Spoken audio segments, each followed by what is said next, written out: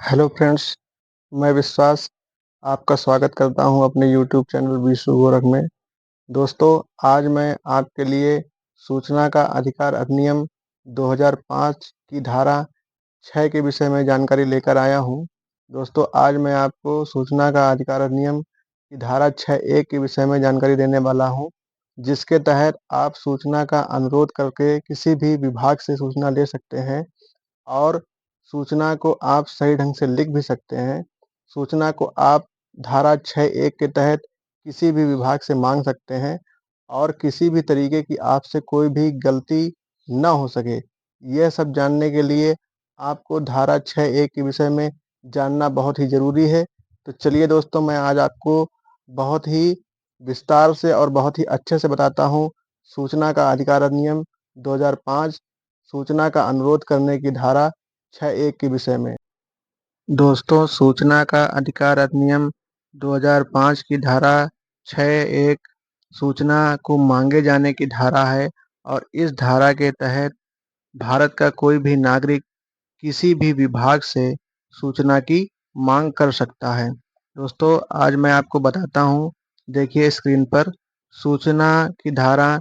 6(1) में यह लिखा है कि सूचना अभिप्राप्त करने के लिए अनुरोध। 1. कोई व्यक्ति जो इस अधिनियम के अधीन कोई सूचना अभिप्राप्त करना चाहता है, लिखित में या इलेक्ट्रॉनिक युक्ति के माध्यम से, अंग्रेजी या हिंदी में या उस क्षेत्र की जिसमें आवेदन किया जा रहा है, राजभाषा में ऐसी फीस के साथ जो विहित किया जाए। तो दोस्तों, इस धारा का मतलब यह है कि भारत का कोई भी व्यक्ति, भारत का कोई भी नागरिक हो, जो इस अधिनियम के अधीन, यानी कि दोस्तों इस अधिनियम में दी जाने वाली सभी सूचनाओं को अगर वो प्राप्त करना चाहता है, तो उसे 2 तरीके हैं प्राप्त करने के। या तो वो लिखित में इसे प्राप्त कर सकता है, आवेदन कर सकता है, या फिर इलेक्ट्रॉनिक युक्ति के माध्यम से, यानी कि किसी भी ईमेल को भेज करके, या फिर वो ऑनलाइन आरटीआई लगा करके भी सूचना ले सकता है। और दोस्तों, इस सूचना को मांगने में, जब वो किसी भी डिपार्टमेंट से सूचना मांगेगा, तो उसमें वो अपने आवेदन को अंग्रेजी में लिखे या फिर हिंदी में लिखे, इसके लिए कोई बाधा नहीं है। अगर उसे अंग्रेजी का ज्ञान है तो वो अंग्रेजी में लिख करके सूचना मांग सकता है। यदि उसे हिंदी का ज्ञान है तो वो हिंदी में भी लिख करके सूचना का आवेदन कर सकता है।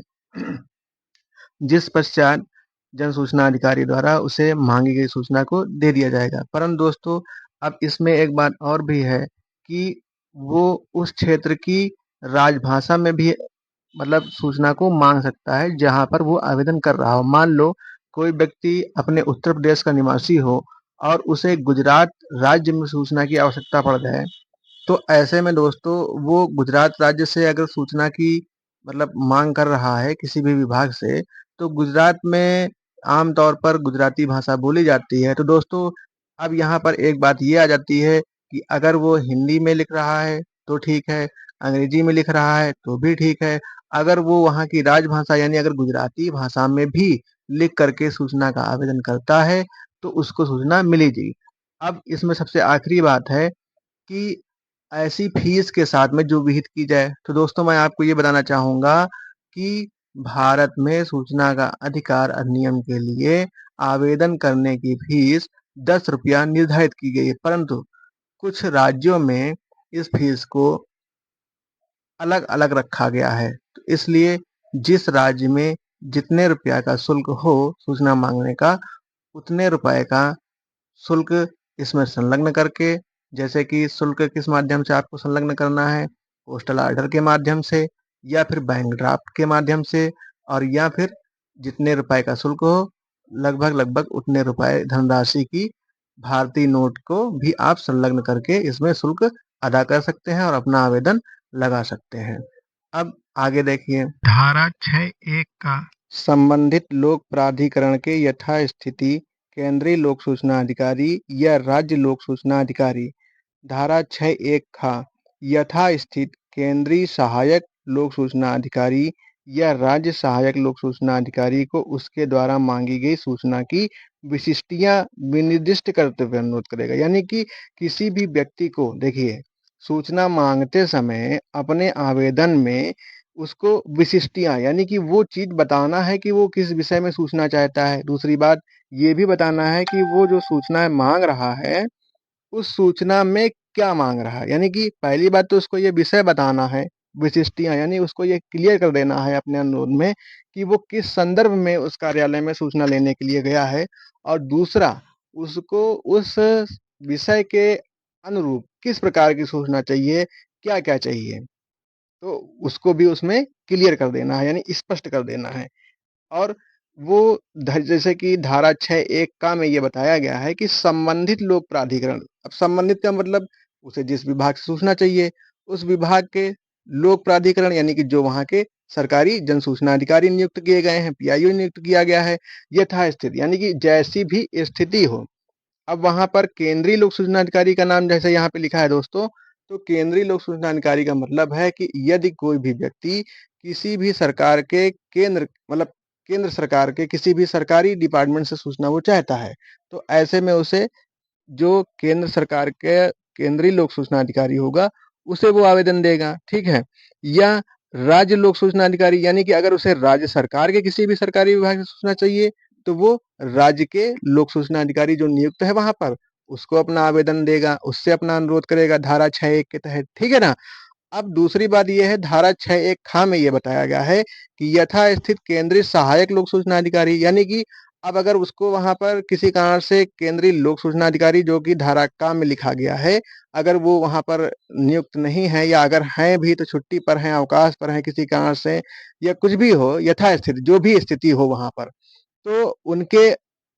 उपरांत जो है यानी केंद्रीय लोक सूचना अधिकारी के पश्चात वो केंद्रीय सहायक लोक सूचना अधिकारी को यानी कि जो असिस्टेंट उनके हैं रहे, ठीक है ना, जो सहायक जो है लोक सूचना अधिकारी हैं केंद्र सरकार के डिपार्टमेंट से अगर उसे सूचना चाहिए तो वहां पर,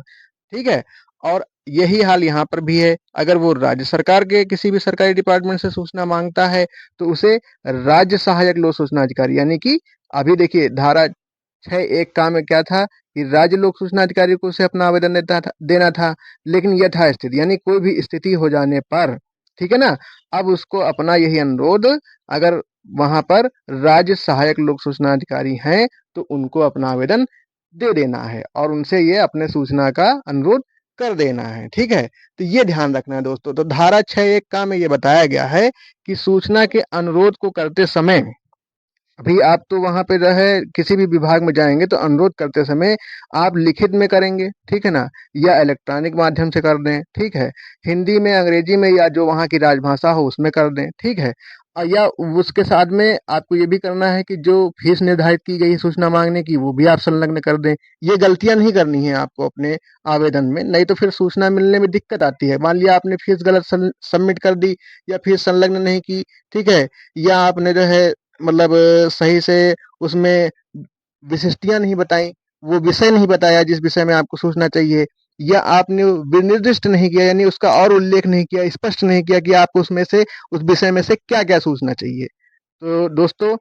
अब आगे एक चीज़ अंतिम बात ये भी है इसमें, परंतु जहाँ ऐसा अनुरोध लिखित में नहीं किया जा सकता है दोस्तों,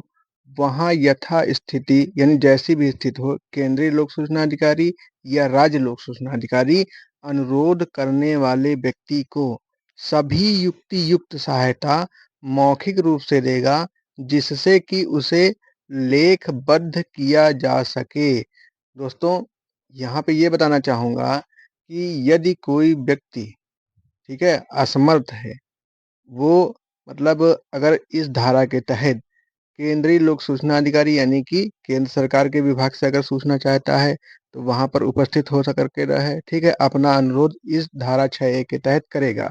और अगर वो राज्य लोक सूचना अधिकारी से सूचना चाहता है तो वो धारा 6(1) के तहत अपना अनुरोध राज्य लोक सूचना अधिकारी से करेगा। और जहां पर अनुरोध को लिखित नहीं किया जा सकता है यानी कि उस आवेदक के द्वारा यानी कि सूचना मांगने वाले व्यक्ति के द्वारा किसी कारण से यानी कि किसी अपरिहार्य कारण से, जैसे कि वो यदि पढ़ा लिखा नहीं है, ठीक है, तो वो कैसे उस अपना अनुरोध लेखबद्ध करके दे सकेगा। उसे लेखबद्ध कराने के लिए तो फिर वकील इन सब की सलाह लेनी पड़ेगी या उनसे लिखवाना पड़ेगा, परंतु दोस्तों उसे ऐसा करने की ज़रूरत नहीं पड़ेगी जो है। यदि वो धारा 6(1) के तहत वहाँ अनुरोध करेगा, तो वहाँ पर जो भी राज्य लोक सूचना अधिकारी है या केंद्रीय लोक सूचना अधिकारी है, तो वो क्या करेंगे, उस व्यक्ति को यानी कि अनुरोध करने वाले व्यक्ति को सभी युक्ति युक्त सहायता मौखिक रूप से देंगे। मौखिक का मतलब बिना लिखे, जिससे कि उसे लेखबद्ध किया जा सके, यानी कि उसके बाद में जो उसे मतलब देंगे सूचना मौखिक रूप से, वो उसको जो है लेखबद्ध करवा सकता है किसी अन्य के माध्यम से। ठीक है ना दोस्तों? तो देखिए कितना अच्छा है ये जो है सूचना का अधिकार अधिनियम। और इस अधिनियम का जो है जो धारा है 6(1) सूचना का अनुरोध करने की धारा है, सूचना को मांगने की धारा है, सूचना को सही तरीके से लिखने की धारा है। यदि दोस्तों आप इस बात को अच्छे से जान लेंगे, तो आपको सूचना मिलने में कोई समस्या नहीं होगी और आप सही से सूचना मांगते समय उसमें आप ऊपर ये बात लिखेंगे अपने विषय में, ठीक है? कि आप जो अनुरोध कर रहे हैं वो धारा 6(1) के तहत ही कर रहे हैं, ठीक है ना? और उसके बाद आप उसमें अपना विशिष्ट यानी कि उस विषय को भी लिखेंगे उसके नीचे, ठीक है? कि आप किस संदर्भ में यहाँ पर सूचना माँगने के लिए आए हुए हैं या किस विषय में आपको सूचना चाहिए। फिर तीसरी बात ये है अंतिम दोस्तों कि आपको ये बताना पड़ेगा कि उस विषय में से अब आपको क्या-क्या सूचना चाहिए। यानी कि विनिर्दिष्ट करना पड़ेगा, यानी स्पष्ट करना पड़ेगा। पहले तो आपको एक विषय बताना पड़ेगा कि आप क्या लेने के लिए आए हैं, किस विषय में सूचना लेने के लिए आए हैं, और फिर आपको जो है उसमें से वो स्पष्ट करना पड़ेगा कि उस विषय में से आपको कौन-सी सूचना चाहिए। तो दोस्तों आपको धारा 6(1) की संपूर्ण जानकारी मिल गई है, ठीक है? जिसके तहत आप संबंधित किसी भी विभाग में जाकर के अपने सूचना के अनुरोध को कर सकते हैं, आरटीआई लगा सकते हैं और आपको कोई भी समस्या नहीं आने वाली है, क्योंकि आप जो है अपने उस आवेदन में आप ये उल्लेख करें कि आप जो आवेदन कर रहे हैं, वो धारा 6(1) के तहत कर रहे हैं और आप उसमें उस विषय को भी बताएँ, जिस विषय में आपको सूचना चाहिए, और आप उस विषय के उन सभी बिंदुओं को बताएँ, जिन बिंदुओं पर आपको सूचना चाहिए। तो दोस्तों, अगर आपको धारा 6(1) के संबंध में दी गई जानकारी सही स तरीके से समझ में आ गई हो और आपको अगर अच्छी लगी हो, तो आप प्लीज़ मेरे चैनल को सब्सक्राइब करें, वीडियो को लाइक और शेयर करें, ताकि हर एक ज़रूरतमंद के पास में मेरी ये जानकारी पहुँचनी चाहिए, ताकि उसे सूचना माँगने में कोई समस्या ना आए। तो चलिए दोस्तों, अब आप भी जल्द से जल्द अपनी आवश्यकतानुसार संबंधित विभाग में जा कर के आरटीआई लगाएँ और सूचना को प्राप्त करें।